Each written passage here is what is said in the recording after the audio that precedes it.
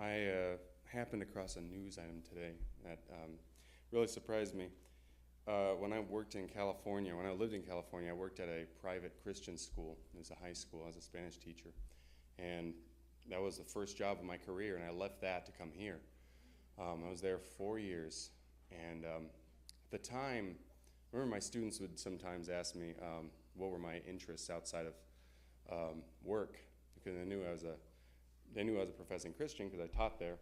But I told them, well, one thing I really like doing is rock climbing. I rock climbed a lot at a place that I go to, and I used to free climb. I would free solo climb. There'd be people all around me climb with ropes and stuff. I just wasn't really into that.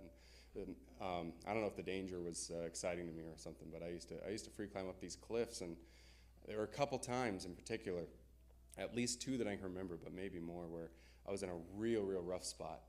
I was kind of stuck and my strength was failing, and if I fell, I was going to die. And I remember both those times, somehow or other, it was like God guided my hand to a hold, something I can get a hold of, and I got out of there. And I hadn't thought of that or remembered much of it until I found this article today.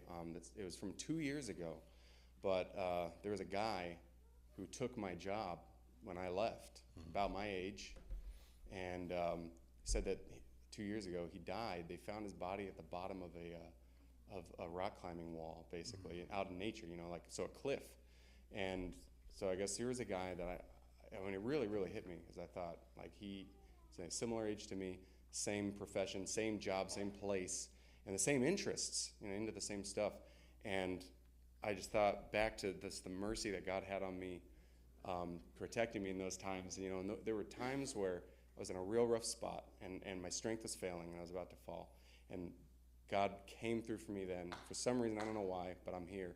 Amen. And now, since I've been here, spiritually, it's like the same thing has happened, but spiritually. I've been in some spots, at least twice, same number, at least twice.